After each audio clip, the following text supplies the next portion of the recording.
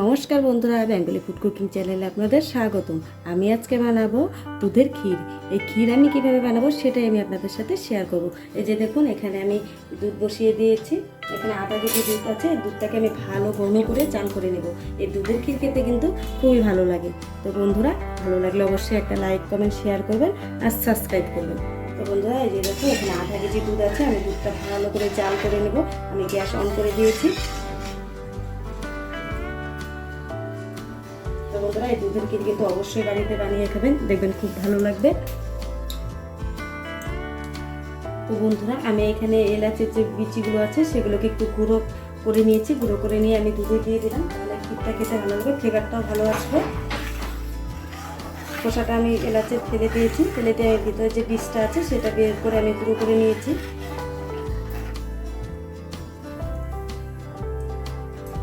তো বন্ধুরা দেখুন, দুধটা উতলে গেছে একদম। এখন আমি এই দুধটাকে মিডিয়াম হিটে রেখে দেবো। মিডিয়াম হিটে রেখে আমি অনবরত আস্তে আস্তে করে জাল করে নেব, একদম ঘন করে নেব।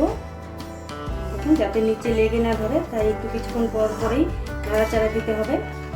নিচে লেগে ধরলে পুড়ে যাবে, ক্ষীরটা খেতে ভালো লাগবে না। বন্ধুরা, এই যে দেখুন, এভাবে হালকা হালকা করে নাড়াচাড়া দিয়ে নেবো। আর এই সময় গ্যাসের হিটটা কিন্তু মিডিয়াম হিটে রাখবেন। তো বন্ধুরা, গ্যাসের হিটটা আমি মিডিয়াম হিটে রেখেছি। আর কিছুক্ষণ পর পর আমি এইভাবেই নাড়াচাড়া দিয়ে নিচ্ছি, যাতে নিচে লেগে না ধরে। লেগে ধরলে পুড়ে যাবে, পুড়ে গেলে ক্ষীরটা খেতে ভালো লাগবে না। তাই এইভাবে হালকা হালকা করে নাড়াচাড়া দিতে হবে।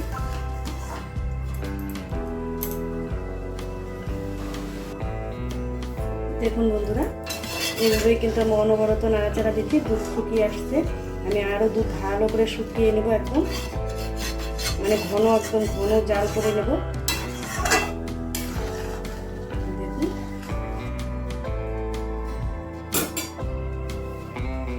তো দেখুন বন্ধুরা, দুধটা শুকিয়ে কতটুকু হয়ে গেছে। এখন আমি দিয়ে দেবো মিষ্টি করার জন্য 2 চামচ চিনি।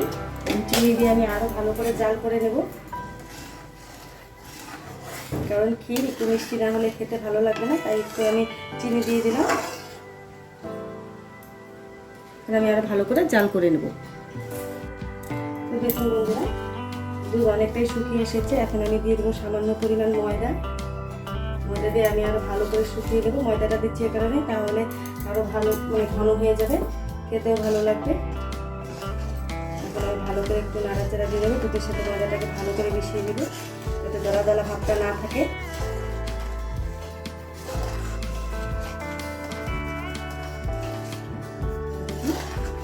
সম্পূর্ণ গলা গলা হাতটাকে ভেঙে নিচ্ছি।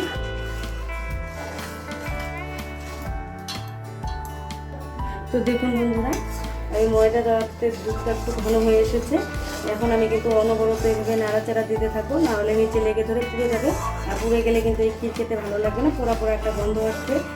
তাই আমি একদম হিট কমিয়ে দিয়ে, গ্যাসের লো হিটে দিয়ে আমি এভাবে অনবরত নাড়াচাড়া দিয়ে দিচ্ছি। আমি আর একটু ভালো করে ঘন করে নেব। তো দেখুন বন্ধুরা, ক্ষীর তৈরি হয়ে গেছে। আমি একটু এই নরম অবস্থাতেই নামাবো, কারণ ক্ষীর কিন্তু ঠান্ডা হলে একদম জমে যায়। তাই আমি এখন একটা পাত্রে নামিয়ে নেব।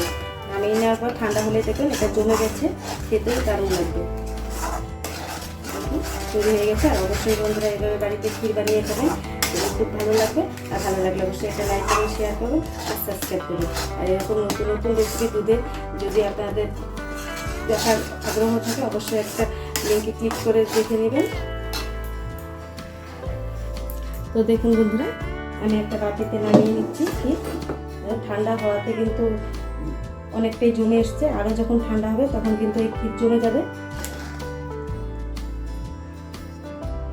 তো বন্ধুরা, আপনারা যদি দুধের নাড়ু রেসিপি দেখতে চান, অবশ্যই একটা কমেন্ট করে জানাবেন।